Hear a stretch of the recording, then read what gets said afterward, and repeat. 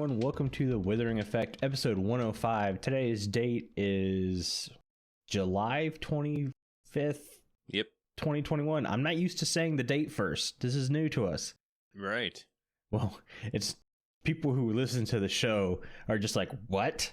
And I'm like, we used to have a pre-show and Jimbo would say the date in the pre-show and that's where I'd get the date from, but we've changed that. Yeah, I always nailed the date in the post-show, but the pre-show, I'm in the same situation you are. I'm looking for it because it just comes up. Yeah. Anyways, I'm Jimbo. You may know me as Jimbo Slice 23. So what have you been up to this week, duds? Yeah. I'll start with the non-Minecraft stuff. Get that over and done with and out of the way. One, I pushed myself doing a bit of a Jimbo-style workout stuff. Hey. So for the past year and a half, I've made it a goal to walk 5 miles at least 3 times a week. And that's kind of been my goal. Well, that has kind of plateaued and I've not really been losing any weight doing that anymore. So I started going into doing some, I won't say weightlifting because it wasn't weightlifting. It was body weight exercises. Yeah. And I think I threw my shoulder out. Ooh. Like, I can't lift my left arm above my chest. It's not good. Yeah, it's pretty painful, and it's been like that for a week. I'm starting to consider going to the doctor. But I don't like doing that because the doctor just be like, okay, we need to send you to go get x-rays, and then you need to come back. So then I'm being charged for the first doctor visit, then the x-rays, and then the second doctor visit just for that doctor to tell me I need to go see a different doctor that specializes in shoulders or something. It's like, for heaven's sakes. Can be pricey. Yep. The second thing is I went to mow the yard yesterday, and we all know I got stung last time I mowed the yard. And, well, it rained this week, and the yard was pretty thick. I was unable to find the yellow jacket nest that's been infesting my side yard. But I went out there. I found the nest before I went to mow it. I went to spray the nest, realized I was out of spray, so all I did was tick them off really bad. I was like, oh no. So I went inside, I put on my long compression socks, and I put on a thick pair of jeans. I was like, they're not stinging me today, I'm protected. Went through, mowed the yard, got through the first strip, coming around for the second strip. I got stung on the back because I was just wearing a t-shirt. I was like, they can fly, duds. You know they can fly. I think those stupid things got me in the back. That's the thing. Like, I can handle them like in the front of me, but they get on your blind side. You know, they can fly. I was just like, whatever. You rub your back against the corner of a wall, scratch it, or it's like that hurts. It's gonna itch for a week. Yeah, but I gotta get the yard done. So I go through, do a strip, come around, and I'm doing the 4th strip now. I get stung a second time in the back. It's like, I'm not even near your nest anymore. Knock it off. Yeah, so in 2 weeks, I've been stung 3 times. Needless to say, those guys are dying by the end of this week. We're done with this. I can handle bees because bees don't bother you unless you attack a bee. Even the wasps that I find near my house, as long as you're not messing with their nest, they don't even care either. But these yellow jackets, they live in the ground. You can't see where their nests are, so you accidentally step on them or you have to mow over them, and then they just full-on blown attack. Yeah, like, I mean, put a sign up or something. How about you don't live in the dirt like a worm? Bees are here. And that's your property anyway, you know? Yeah, get off my lawn. Yeah, you got rights. But, yeah, so that's it for my non-Minecraft week. Lots of pain. Lots of pain. But when it comes to the game, I had a lot of fun this week. I've been building some, plateaus in my base. There's a section between my mountain and the beach. If you guys watched my last episode for Fisherman's Cove, you have to walk through this beach section to get to Fisherman's Cove. And on one side is this large flat beach, and the other side was this little tiny sand area next to the mountain. And I ended up raising that up 5 or 6 blocks and turning it into a plateau with some moss blocks and tall grass, some flowers. And then I put a palm tree right there. I thought it looked really good. And then I did that same exact thing for my Nether portal inside the storage room. I've always hated how my nether portal in the storage room looked. It doesn't feel natural. It looks like I just put it there to cover up a nether portal because that's what I did. But now that I'm doing these plateaus, it really, really looks like it's supposed to be there. And I had a lot of fun with that. I ended up talking Para into quote unquote gardening my beach. And he's done a ton of decorating over there. It looks so good. That whole area has just come to life with color and everything now. I love the mountain right now. I'm super excited to keep working on it. Nice. Mm-hmm. Yeah, I wasn't really able to get on the server. I was going to say, what about your week? Or much of any of that, because I put in my new parts for my PC. I got a new M.2 drive and a new power supply that I mentioned, and I installed everything, and everything was working except for my HDD. Now, this was pretty much for storage, and it had everything on it, like everything. My intro, all my music, pictures, thumbnail borders, my border for my thumbnail, all that stuff is on my HDD, and the computer will not recognize it for some reason. I don't understand. Another thing I was trying to do was migrate my OS operating system, Windows, from my SDD onto my M.2. Well, the program I'm using, there is some errors. I'm doing everything that I'm told to do. I've done it once from my old computer, and it worked, but it just won't migrate over, and that's fine. I'm okay with having my operating system on my SSD. It moves perfectly fine. Not really any issues there, but it's the HDD that will not. It's got everything. Got everything on it. I could play Minecraft, but like my recordings, video recordings, I had a file in my HDD that they went to, so I have to redo all that stuff, and it's definitely kills the motivation when you don't have the tools you need to make a video. Yeah. I have been working a good bit too. Got my job back. I think I mentioned that last time. And I only have so many hours in the day to do stuff now, and I come home from work and I jump on this computer to try to figure out what these issues are. I'm trying different things, different troubleshooting, and it just will not read my HDD, even in my BIOS. So, yeah, I contacted a computer company that's in the area, and the guy there said he could help me out. That there could be quite a few issues why it's not reading it, but he's pretty confident that he can restore all that. But yeah, it's definitely a headache, definitely a pain. I have an idea for my next episodes, like quite a few episodes coming up, and I want to make sure I have everything before I do that. Yeah. But yeah, my week's been, I don't know, rather irritating because of that. Oh, I bet. I mean, there's nothing worse because you look at how long we've been doing this, and we've just been saving little things over the years that doesn't seem like a lot until you don't have it. Yep. Yeah, I had a whole folder of sound effects. Yeah. Just saving different sound effects for my videos, and that's gone. Yeah. Well, I'm just thinking like the simplest thing, like my transition in YouTube, like that's for the most part a manual transition. I have to physically line up all the tracks and then add my own sound effect to it. It's not just a click, click, done.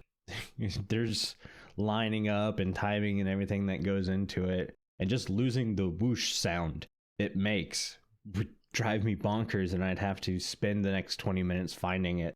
Yeah, I did get lucky. I was looking in my downloads folder, and I saw like a bunch of music that I downloaded over the years, and they're still in my downloads folder, and they still work. So I was able to move most of the stuff that I needed into my M.2 and stored them there. So I did save some things, even like some the programs that I'm using that were saved to my HDD. The installations were still there.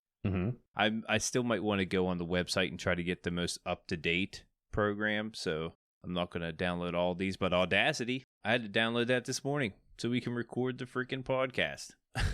Man. Because it was on my HDD. But everything's working. It seems to be okay. I can do certain things, but yeah, it hurts not having it. Oh, I bet. Yeah, that's about it for my week. I remember building this last PC. I copied every hard drive to another hard drive. Like I had basically a whole stack of extra drives just in case something happened. I would end up losing something. I could just copy it back and revert to it, which is what I had to do when I was trying to migrate my SSD to an M.2.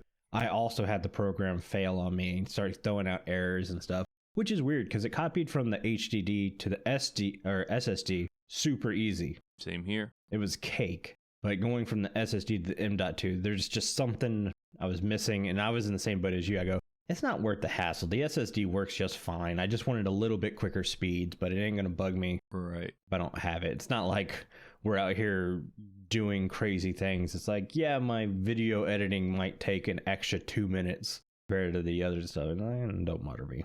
Yeah, I'm not too worried about it either. But let's hop into the news, because we do have a little bit of news today. Yeah, let's do it. So we had snapshot number 2 come out. I shouldn't say that. Experimental snapshot. So again, anything and everything we say could end up in the next snapshot, or it could all be gone. We don't know for sure. Mm-hmm. So far, everything they've put in the experimental snapshots, I have liked. Yeah, I want it. Yeah.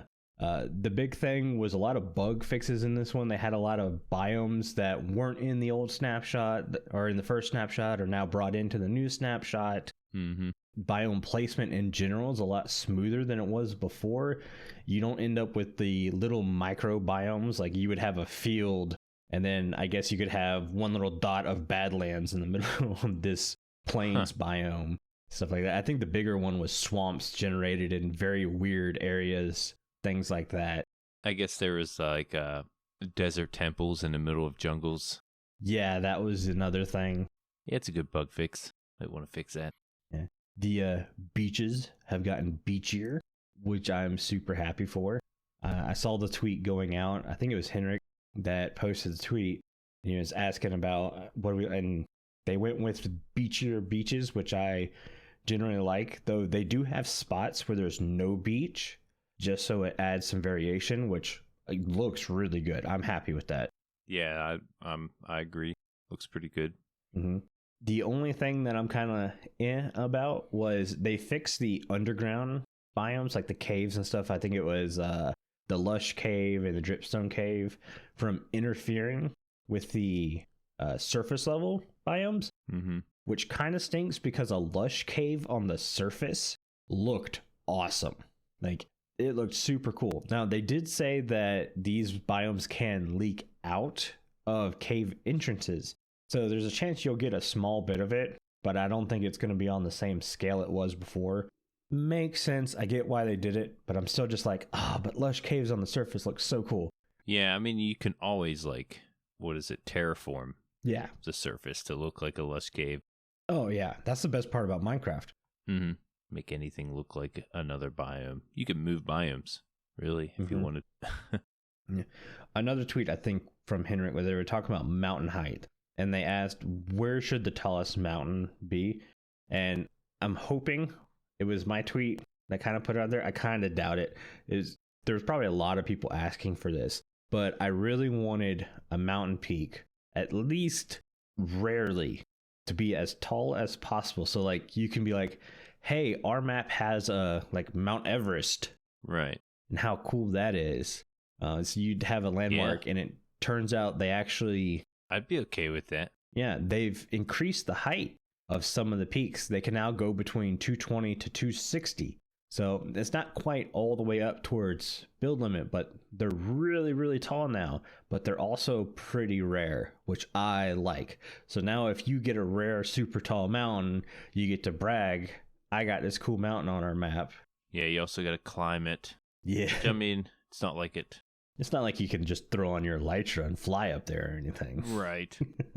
Or Ender Pearl up there. Yeah. They all noticed the cloud level. Also, they raised it up slightly, not too much. They still want that look of like the clouds going through the mountaintop, the mountain peak. Yeah. Which looks cool. I'm okay with that. I don't know. I think it's like 190 something is the level. Yeah, my thing is... I usually don't play with the clouds on, though. Yeah. I've turned clouds off for at least the last 5 years. Same here. I think there should be multiple levels of clouds. Like you can do 3 levels. Yeah. And then you should be able to determine which level of clouds you want to turn on and off. Yeah, it gets annoying if you were to build at that height, clouds in your living room. Exactly. Or in your storage room, there's clouds seeping through. Mm-hmm. Maybe a way to, at least in an enclosed area, clouds aren't generating in there. That's what I was just about to say. Mm-hmm. Maybe if a cloud cuts through a structure that has a roof or something like that, it doesn't drift through the enclosure. Yeah, something along those lines, because that does get annoying. Mm-hmm. You either got to build above or below. Yeah. At least in this instance. Well, talking about really high peaks, let's talk about some undergrounds, because they did some changes to the spawners, the spawner dungeons that you can find in caves and stuff. So one of the complaints people have been having about spawner dungeons, they're too easy, right? Too simple. I can throw a torch down and we're done. Mm-hmm. Well, they've made it so mobs can now spawn in light levels up to 11 in these spawner dungeons. Not on the surface and stuff and out in the world is still complete darkness. But in the spawner dungeon, anything in those spawners, was it zombie, skeleton, spider, cave spawners, light level 11 or below, they'll spawn. So you really have to put down more torches, which honestly isn't much more of a real challenge. Because I think what most people do is you go in, you kill the horde that's in there now, and you generally get a couple of seconds reprieve before the next set spawns. Mm-hmm. So you just start spamming torches around anyways. Yeah. Usually I'll put one on the spawner and a couple on the walls. Yeah. Because they can spawn in a 9x9x9 radius. So above or below, they can spawn up there also. Mm-hmm. So you got to make sure all that is above light level 11 now. I'm always a torch on the top, torch on every side, and then I do one torch on every wall. I am covered. Yeah, you shouldn't have to worry about this change. Mm-mm. What we have renamed mountains, the old mountain biomes, to extreme hills. They call it extreme hills now, and the gravelly mountains to gravelly hills, to reduce the risk of people getting confused when they use locate biome to find new mountains and end up in the old mountains. So I guess that's convenient. I usually don't use those commands, but if you were to want to locate it, that does help. Mm-hmm. They slightly increase the chance of finding large areas with flat terrain. See, now I noticed a lot of like hilly areas, at least in the recordings I've seen. I do like that. All the different hills. Yes. But I mean, you think about it, it makes sense. We talked about this. I can't remember if it was a pre or post show, if it was the regular show, about most people find a plains biome because it's nice and flat and that's where they build. Yeah, it makes it a lot easier now to find like a city location. Yeah. You can build. We're getting this giant mountain update, but there's also now flat surfaces. Which makes sense because there are plains in real life that stretch miles and miles. Yeah. I didn't really get to look at these, but I'm really curious how far they stretch. Same. I wouldn't mind if it was, 100 or so blocks, maybe a couple hundred. I think that would look pretty cool. Yeah, I don't know. I mean, plains should always be relatively flat, not super flat, not the same block height all the way around. You need some variation. Yeah, and I always feel like the plains are cut off by a forest relatively quick. Yeah. It's not always a huge area you get for the plains. Yeah. They also have meadows sometimes spawn a lone tree, often with a bee nest. There are changes to meadows also that I didn't put in here. So there were a lot of notes for this week, and a lot of them didn't really feel worthy enough to put a note down. Like, meadows don't spawn the blue orchid anymore. That's only in swamps. If I had to find a blue orchid, I would go to the swamp anyways, because that's where I know it's going to be. Yeah, I didn't realize they spawned in meadows. They did for, I think, just the experimental snapshot. Okay. Was it sheep now spawn there? Now it's not just donkeys. Sheep, rabbits. Sheep and rabbits, yeah. That's good. A little more life. I'm always okay with that. Besides the bee life. There's going to be bees there, apparently. Yeah. They're taking over. Bees are taking over. Can't even cut the grass. No, I'm fighting yellow jackets. I'm not fighting bees. They're bees. No, they're not. They're totally different. They're more violent. They're bees. Anyways, spawners have a new custom spawn rule tag, which lets the override spawn rule of a spawn mob. Mm-hmm. In the tag, you can specify block light limit, which indicates the highest block light the spawner will spawn mobs at. Mm-hmm. I said that weird. This changes to enable map makers to use spawners in a more customizable manner to spawn mobs at any light levels that they choose. Yep. Light level 15. I got the feeling that's going to happen. Mm-hmm. But the last and final big news from the snapshot was we're not going to get any more for a while. A lot of Mojang's on vacation. They pretty much straight up said, this is the last one for a bit. Mm-hmm. We're not going to have any news for a while, guys. It's cool they give us the 118. Yeah. Generation. You got the height. You got the depth. Mm-hmm. And man, there's so much depth involved. I noticed some of the caves that from the surface, you can pretty much see down to like bedrock. Well, that was one of the changes this time. That they said cave entrances won't be so large that they lead to deep slate. They're not going to be as deep and crazy like that anymore. Okay. I think I noticed one hole that went pretty deep, but there might be still a rare chance. Yeah, I'm sure. I mean, random generation could lead to that. They still got your spaghetti caves, your large ore veins, all that fun stuff. Yep. I can't remember if it was that they made the large ore veins larger or if they made them more common. I think it's more common. Yeah, I don't know. I think I remember seeing that in the notes, and I was just we ran out of room in the notes. I was like, is this something that I need to put in the notes, or can I try to remember it? Yeah, it's a good question. I'm real curious to mine into some of these ore veins with the granite. Same. Mm-hmm. Because I was a little worried about deep slate, and then seeing how they implemented that for 117, it's oh, I don't need to worry about deep slate. Once I find it, I find a ton of it. Right. Yeah, get in that right area. Mm-hmm. You don't even have to be in the right area. You get down to 0. It's there. Just look around. You'll find it. Mm-hmm. But overall, I'm pretty happy with the changes they're making. Really hope this makes it to the 118. Mm-hmm. I'm not sure. I never got to play on it. I'm not sure how things are rendering. Videos that I've seen, it looks like it's rendering just fine. So hopefully that's not an issue. Well, they made notes that they switched out what a bunch of... So you know how when you start a new world, you'll walk 10 blocks, and then all of a sudden a large group of sand just falls? Yes. Because of world generation stuff. So one of the things they did was they switched that out with sandstone and stone.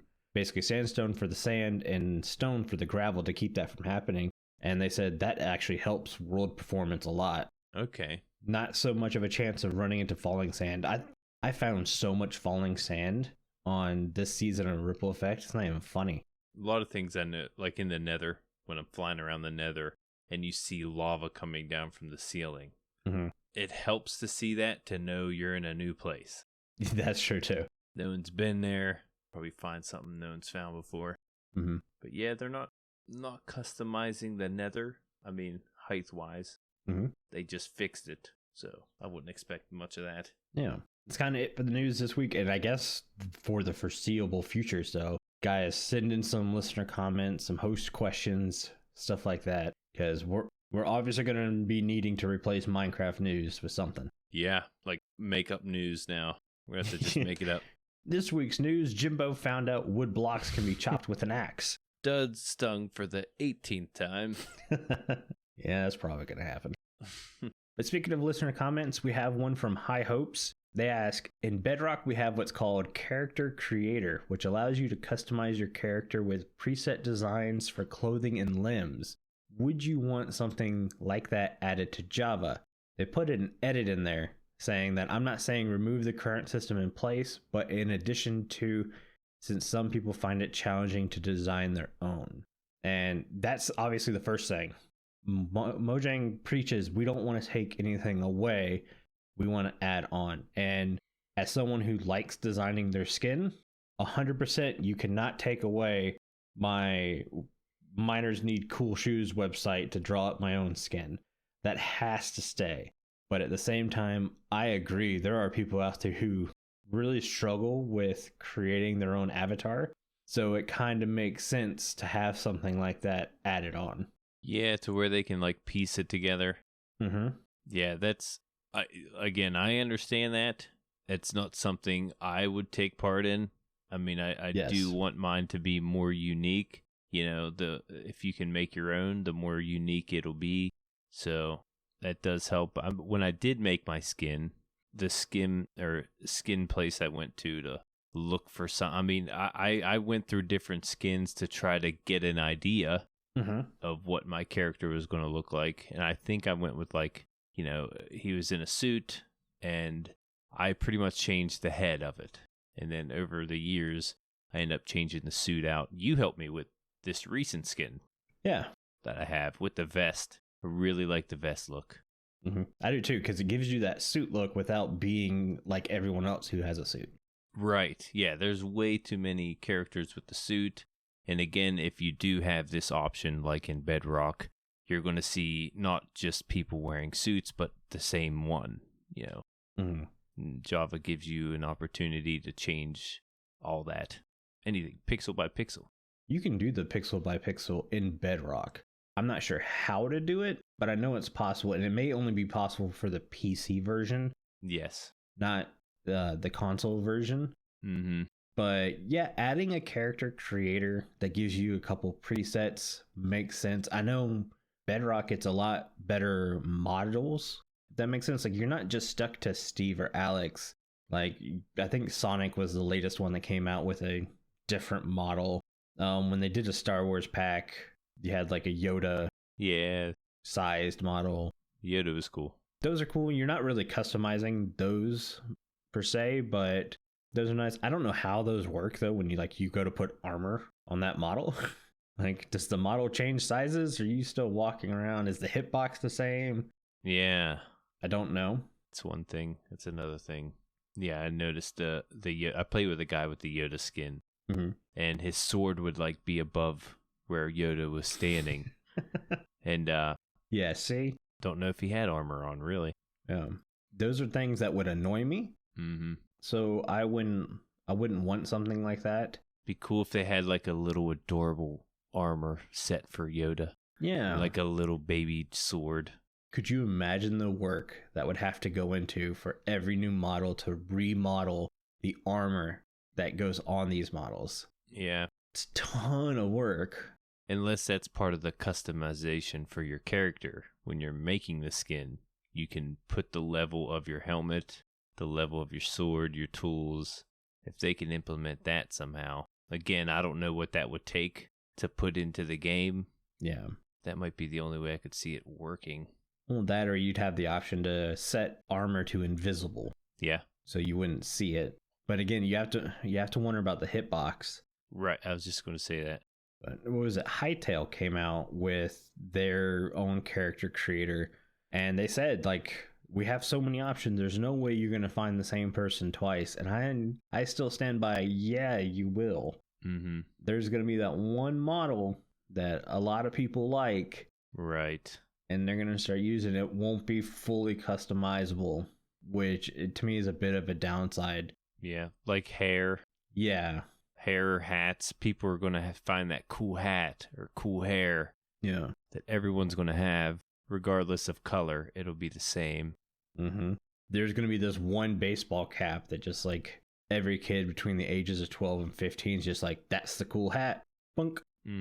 Or they're going to have some YouTuber playing the game that wears that certain skin. Let's face it, Mumbo in the suit to me kind of seems like that's why it took off. Right. Then again, you got guys like Python, who's been rocking a suit for a while. I'm trying to think if there's anyone else. Jimbo Slice. He wears a suit. Jimbo Slice. No, you wear a vest, my friend. Yeah, I switched it up. I think I did get the idea from Mumbo, but I didn't want it to be the same. But again, I didn't customize it. You know, I kind of found that one and then went from there. Well, that's the same. Like when you look at my skin now, when I was redoing everything, it was mainly around the beard, how I wanted to do the beard on my skin. And I found my old eyes didn't work correctly. Like it didn't line up the way I wanted it to. And then I just so happened to look over and see how Grian did his eyes. I was like, oh, okay, let's see if that works. I think mine are a little bit wider than his, like 1 pixel further apart, maybe. But yeah, it's like, that's different. That's inspiration and stuff. Yeah. But I always worry that using a character creator, you're just going to end up with the same person over and over again. That being said, I love having the option there for people who don't want to pixel by pixel design their own skin. Now, how about this? In Hermitcraft this season, you have Scar's top hat. Yep. I don't know how he got that, but everyone's able to see it and wear it. It's a texture pack done by... you keep talking, I'll find the name. There's also the glasses with the big eyes. Yeah. The big red eyes. Tango's glasses. Yeah, Tango sunglasses. Yeah, and I have a feeling there's going to be a lot more of those. I didn't know that it was a texture pack, but it'd be nice to have items like that you can bring into the game to customize your character a little more. I think I misspoke. It may not be a texture pack. It's a data pack that acts like a texture pack, I think. Mookie Tanuki. That's it. But yeah, it's a cool thing. That's something I would want to bring up for Ripple Effect. I don't really know if we'd be able to use it as well. Yeah. I'm sure those textures, though, those items that they wear are all customizable. Oh, yeah. I'm sure they didn't find the top hat that perfectly matched his suit, you know. Exactly. Well, yeah, Tango's sunglasses are quite literally the eyes he was wearing off his head turned into sunglasses. Mm-hmm. Yeah, I would like to see more of that. You know, maybe not make it a data pack. Make it a part of the game, if you could. Well, I mean, I've been arguing for interchangeable armor pieces. Like, I want a diamond chest plate and netherite shoulders and stuff like that for a while. Yeah. Especially if I can build in some gold to my, I don't know, pants. So now I don't have to wear just straight up gold pants and worry about piglins in the nether. Mm-hmm. Yeah, we'll see what the future holds for the skins. Mm-hmm. But thank you for that, High Hopes. That comment was from our Discord, and our Discord is the only place you could talk to everyone who works on the show easily. Just take C3PO's word for it. Hello, interwebs. I'm C3PO, a member of the Withering Effect Discord. A great place to talk to fellow like-minded Minecrafters and to get to know the people from the show. Sometimes there are even puppy pictures. Don't delay. Join the Discord today. Link is in the show notes. Toodaloo.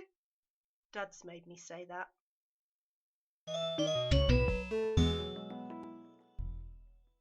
All right, thank you for the Discord ad, C3PO. And speaking of the Discord, it's the only place you can get involved in the Mending Minecraft vote. This week, we asked you to choose between one of 3 mobs for us to discuss. Your choices were Enderman, Ravager, Zombie Villager. And the winner of Mending Minecraft this week is...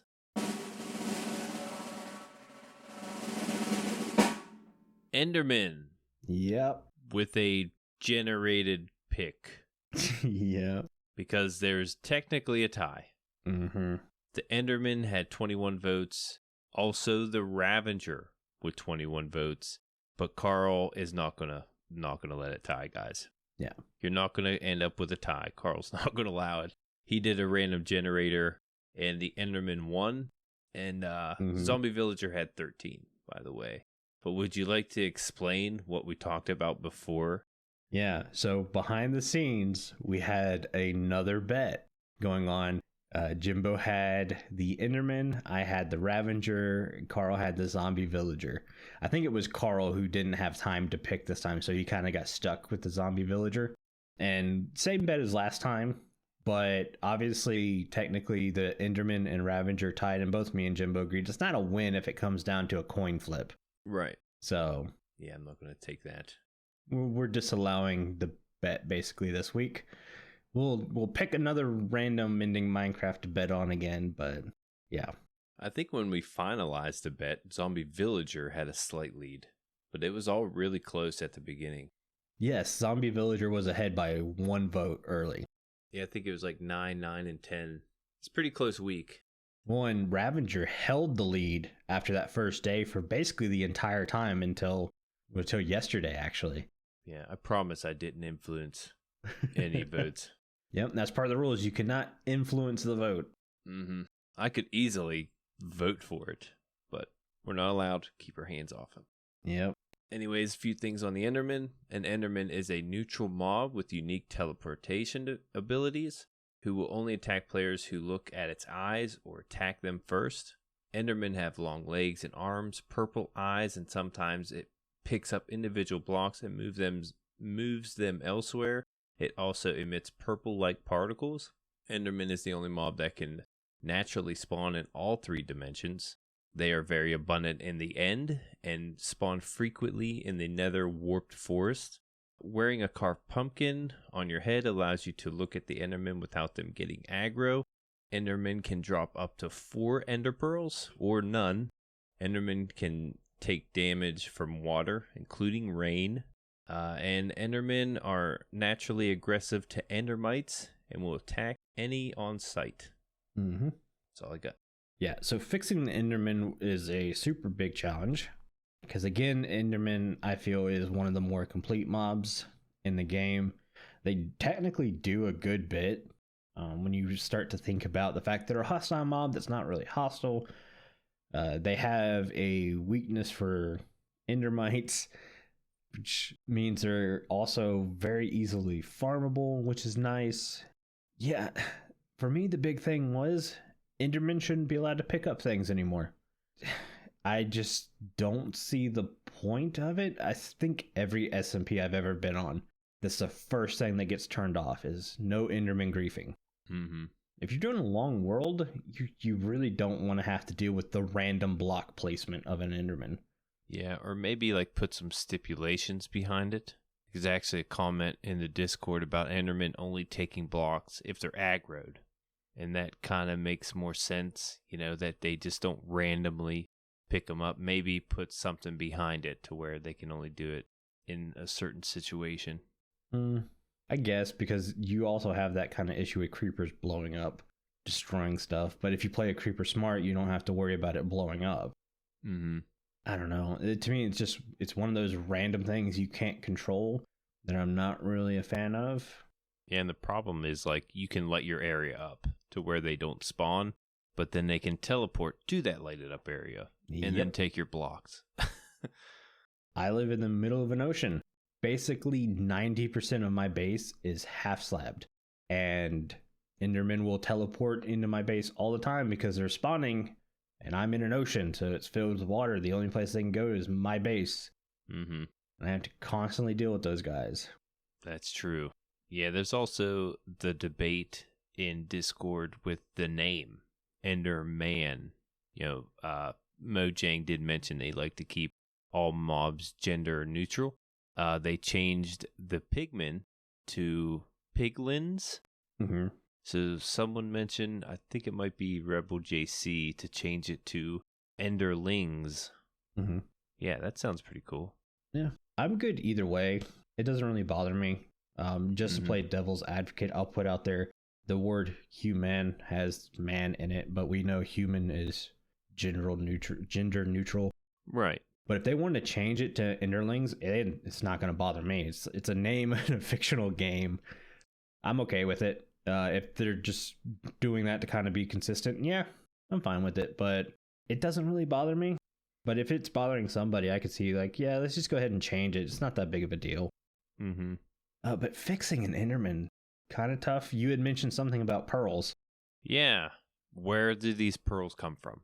I was thinking about that. They drop up to 4 pearls, and there's nothing on the Enderman that could that signifies that they are holding pearls. You can't just find pearls anywhere else. They drop them, and you don't know where they come from. The pearl sack. Yeah, you mentioned a pearl sack. So, what's a pearl sack? It's like a bundle put with pearls. Oh, they got bundles. Yeah, I don't know. I always thought that ender pearls were the Enderman eyes. Mm-hmm. But then again, pearls look nothing like their eyes. And right. I've seen retextured ender pearls to kind of match the color of the eyes better. And maybe that's where I've kind of drawn that connection. And an Enderman only has 2 eyes. So if it drops 4 pearls, that's a little weird. Mm-hmm. Yeah, they just carry them around. Maybe the pearls are part of the biology, and that's what makes them teleport. And then you can get that part of their... Maybe it's an ender heart. Oh, there you go. Mm-hmm. Yeah, some kind of organ. Yeah. That you can use, that you throw. It's the belly button of the Enderman. You just throw their heart around and appear places. Yeah. Yeah, it's always something I was thinking about. Like, where are these pearls coming from? They just have pearls on them in their pockets, in their ender sacks. In their ender sacks. Yeah. I don't know. It makes sense that we kind of want a little bit of lore behind it, because that's a square mob with these round orbs coming out of it. I was going to say something else, but I realized it could be taken very wrongly, so... Yeah, you think of pearls. I wanted to reword that. That could definitely be taken the wrong way. I was really watching what I was saying while talking about that. Yeah, I know ender sacks is going to be taken wrong. Yeah, just that in general. Just that in general. But it was too easy to throw in there. That's all I got for the Enderman. Yeah, I mean, I think Endermen are good where they're at, except for them picking stuff up. As a, what I call villain mob, I think they're pretty good. Mm-hmm. They're annoying. Yeah. But they're pretty good. They can scare the crap out of you. Yeah. But also live among you. And they hit hard. Yeah, they do. And they're very useful. Mm-hmm. Enderman farms, you need it. Kind of need one. Yeah. Let's hop into the main topic today, which I found an article that said the top 5 best structures in Minecraft. Mm-hmm. And I read it, and obviously I didn't agree with it one bit. But... No, not you. I decided... yeah, not me. DuD's opinion is falsified. So we won't go with that. But I decided it'd be cool to talk about what's considered the best structure and the worst structure in Minecraft. Mm-hmm. But before we get into that, I also want to throw it out there. That was a huge challenge to come up with the best structure in Minecraft, because it's like, well, do you include the mobs that come with said structure? Do you include the loot that comes with said structure? Do you consider what you can farm with this structure? And I couldn't pick just one. From looking at the notes, it looks like Jimbo could not pick just one either. Yeah, I've had quite a few honorable mentions, at least. Yeah. Pretty close calls. Yeah, so the way we've kind of dallied this up is we've got best looking, most useful, interesting, and best farmable. And then we just have worst. Yep. for the bad one. Should we go ahead and get the worsts out of the way? Yeah. You want me to start? Yeah, you start with yours. The desert well. Yeah, we've talked about that. Yeah, it's kind of pointless. You see it, you just walk right past it. There's nothing really involved with it. Yeah, there should definitely be some treasure hidden at the bottom of the well. And at first, initially, you would think there would be something underneath of it or around it, some kind of loot. Yep. But no, it's just a little patch of water that you can find probably 50 blocks away. Yeah. Deserts, for being deserts, generally have a lot of rivers running through them. Or near an ocean. Near an ocean, something like that. Yeah, you don't need the well to find water. There's water out there. My worst is the ruined Nether portal. Mm-hmm. It does have some stuff that might be good for early game, but I put it in the worst because it was implemented in the game to let people know how to make Nether portals. Mm-hmm. And I think some of the ruined Nether portals don't do a very good job conveying what it is. Basically because they're ruined to the point of I'll look at it and I'll go, what the heck is that? Mm-hmm. It would be a lot cooler if ruined Nether portals aligned with something interesting in the Nether. Yeah. I know that's probably really tough to do, but that's my one thought. Yeah, they do have like a loot. There is a box there or a chest there with some loot. The loot isn't all that great. Like you might find some golden carrots or a compass. It's not horrible early game loot. Like if you're day 2 or 3, right. The loot in it's probably going to be a little useful for you. But you're in week 2, none of that stuff in that chest is worth anything. Yeah. Maybe a gold block if you find that. That's exactly what I was going to say. Gold block, you do want to grab that. If you have the right pick, you might want the obsidian. Mm-hmm. But yeah, they put the crying obsidian blocks in there with the regular obsidian, right, which can definitely throw you off if you're new to the game. Mm-hmm. And how to make a portal. Yeah. And let's face it, if you don't know how to make a portal, then... Yeah. I'm good with crying obsidian being inside the portal design if crying obsidian worked in another portal. Yeah, I was kind of hoping it would. Me too. Switch up the portal look a little bit. They all look like. Let's get into our best structure list. Let's start with best looking. When it comes to structures, we know Minecraft does we're going to put together a simple palette. We want our players to expand on the palette. We don't want to build the game for them kind of technique. Mm-hmm. Best looking isn't necessarily all that important, but I thought it was a good thing to add to the list. So, in your opinion, Jimbo, what's the best looking structure in Minecraft? I think it's the end cities. Okay. I really like the uniqueness. I like how they implement it to the end, how they stand out. You look at how the chorus fruit grow in the end, and the end cities kind of do the same growth. That's true. I guess they're not growing, they're built that way, but yeah, I really like the way they implemented the end city. Design wise, I mean, I guess it could use a little work, but I think they look pretty cool. Yeah. So you guys heard it here. Jimbo loves purpur. Oh my god. That's right. Yeah, the purpur, not huge into that. Yep. I have in city on my list at some place, not under best looking though. Mm-hmm. But I admit the structure outline is pretty cool. Yeah, that's what I went with. For my best looking, I did the Pillager Outpost. Yeah. I think that's the best looking structure in the game. I think the block palette and everything looks really good. It doesn't feel... You could have gone super plain with the Pillager Outpost, Mojang, but you didn't. It looks fantastic. I agree. The block palette of the Outpost has got to be the best. Mm-hmm. And you got like the target scarecrows out there. You've got pins and stuff around it for animals and such. Sometimes a caged iron golem. Mm-hmm. They're very cool looking structures. I like them. Yeah, but that'd probably be my second after End Cities. Moving on to most useful, we put the same answer down. I think everyone will say this for most useful. That's villages. Right. I couldn't disagree. Not even necessarily for the structure, but for the little guys in it. Mm-hmm. Yeah, not the structure in general. But yeah, I saw you put villages, and I'm like, that's it. I mean, I can't really put anything else. Yeah. Well, think about it. Day one, you find a village, you're living in that village for a while. That's your home now because it gives a roof over your head.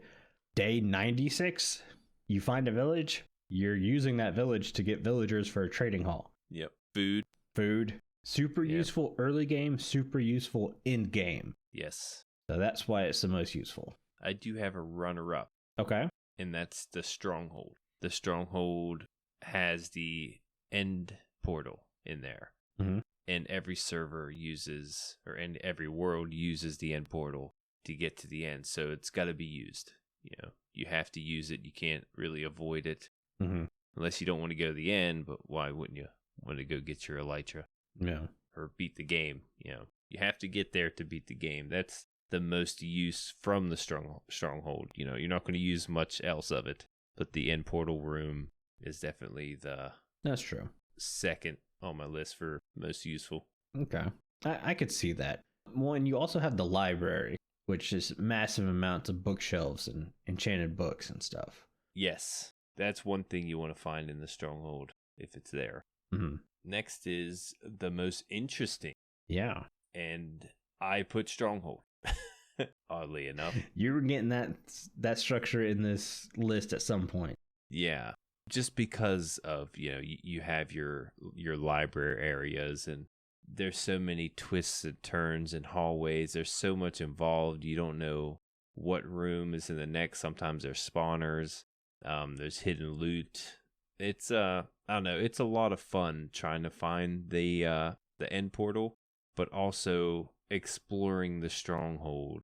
It's always really, really dark, and you never know what's around the corner. Mostly creeper around inside of that iron trap door. Yeah. Usually I break down the iron trap doors. I don't press the button. Same. Because if you press the button and you go in and there's a creeper, you got to press the button to get out, and that's not good. Mm-hmm. Well, you also have another choice down. Yeah, I also put Woodland Mansion for pretty much the same reason. You don't know what you're going to get. That's true. You know there's certain mobs that are in there that you can gain emeralds and Totem of Undying, but there's also rooms that generate randomly, and it's a lot of fun just to see what you're going to get. You also get a ton of bookshelves, like the Stronghold. Mm-hmm. The loot isn't too great, to be honest. You might walk out with like a stack of dark oak saplings. Yeah. But yeah, all in all, the loot isn't all that great, but just mining the items there or the blocks there is worth the exploration. Yeah, that's true. To me, it'd be worth to get the Pillagers or whatever out of there to turn into Johnnies. Right. That's pretty fun. But other than that, I can't remember the last time I even went to a woodland mansion. Actually, yeah, last season going to Carl's base because it was a woodland mansion. But that was the only reason I went to the woodland mansions because Carl lived there. Yeah, I don't think anyone's building at a woodland mansion this season on our server. Yeah. Or any server, actually. I mean, they're out there. Yep. What about you? Under interesting, I put the End City. There it is. Because of that crazy shape, floating ships, and the crazy creatures that are on it. End City was my number 2 for usefulness just because of how useful shulker boxes are. When you really think about it, you can't beat a villager. You really can't. And the fact that a shulker box is technically an end game item, you have to beat the game or at least get to the end of game to get a shulker box. You can avoid the dragon by planking out and everything like that, but you're in the end game when you get to the end. So a villager is useful day one. So yeah, but in End City, the way they're structured is completely different from anything in the game. Like you said, it resembles a chorus fruit plant. Yeah, I agree. Very unique. Very unique. Don't like their colors though. Don't put purple near my base. Don't put it as best looking like I did. It is not the best looking. But yeah, it's definitely interesting and unique. Last thing we have up here is the best farmable structure. Yep. We have 2 different ones. We do.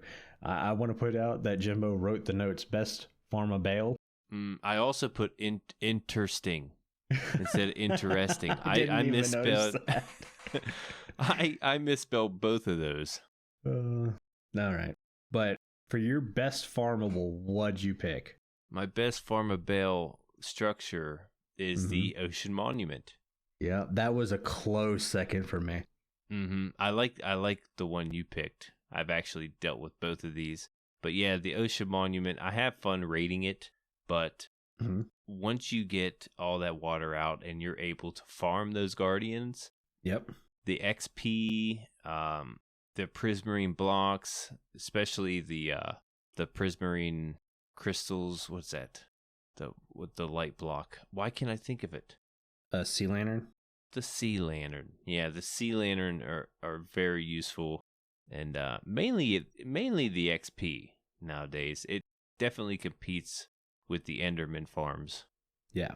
It does take a while, though. It's not easy to build like the one you chose, which is a witch hut. And I did not... The Ocean Monument lost. First of all, it was such a close one because, like you said, you have XP, you have food, you have good-looking blocks, you have a cool structure in general in the way it's shaped, which could also be a useful structure because I've seen people turn those into bases and stuff. I went, this is a good pick. The only reason it did not win Best Farmable for me was because the amount of grind work that goes into making a super efficient Guardian farm. Now, there are easier ways now with the soul sand and bubbling up, but even then, that's still a grind And again, you're taking away some of the usefulness of the structure itself. You're just harvesting the mobs. I guess we could say that about the villagers too, but at least early game, a village is useful in the fact that it gives you a structure to live in. But a witch hut is not a very pretty looking structure. It's not a very big structure, but when it comes to farmable, it's one of the easiest farmable structures now, especially considering you don't have to put the giant roofs on it anymore.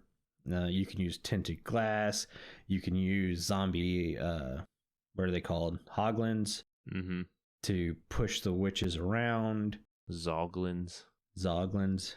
Yeah. You get redstone, glowstone, sticks, gunpowder, sugar. Yeah, the drops. You get so many things from that, and if you're smart, you can hook it up to be an XP farm. It kind of makes sense that it's the best farmable structure in the game. Especially if you can get a few of them next to each other. If you can find those farm multiple at a time, you're set. Like, you should never have to find redstone, gunpowder, glowstone. Finding glowstone in the Nether can be pretty tedious process running around. Yeah, it's definitely not hard, but it's a bit of a pain when you have to pillar over lava. Yeah. Now, you can trade for those, right? Yes. With the piglins now? I don't know if it's piglins, but I'm pretty sure you can trade with villagers. The cleric. Yeah, for glowstone. But why trade if you can get them just dropped? Yeah. With the witch hut. Just something I've done this season. Did Ocean Monument last season and witch hut this season because they're two of the best farmable structures in the game. Yep. That's exactly it. Good pick. Yeah. And obviously, to repeat, worst picks with Ruined Nether Portal and Desert Well. I wanted to mention about the Sunken Ships, how useful they have gotten. Yes. I mean, usually, at the beginning of a game, one of the first things you want to find is a sunken ship. They have, iron in them. You can find emeralds and lapis. A lot of useful stuff in there also. It's one of my honorable mentions for a lot of these, Yep. Interesting usefulness. It even looks good. It came under my interesting pick because it told a little bit of a story with it. Right. And the fact that you can get a sunken ship buried in a desert, seeing that's kind of cool. Yeah, a couple of things we didn't mention were the bastion, the Nether fortress. Yeah. Mine shafts. There's so many structures to mention, but these are just the ones we've chose for these categories. We definitely want to hear what you guys would have picked. Yes, should be a lot of fun. But Jim, I think that's going to do it. We're running over on time. Thank you guys for stopping by. Before Jimbo reads us out, I want to say a huge thank you to all of our patrons who are supporting the show. Our milk level patrons are Omni, Chief Big Bear, Croc, Deadwalker, Fragile Rock, O-Beep, and Stonefigure, and Viperous Tuna. If you too would like to get access to exclusive benefits and hours of extra content each month, please consider joining at patreon.com/The Withering Effect. And if you like the show, you can share it with all of your friends and on social media. If you listen on Spotify, follow us, or if you listen on Apple Podcasts, leave us a nice review.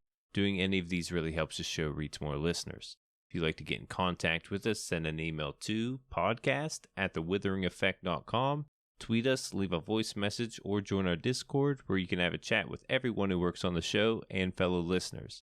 All the links will be in the show notes.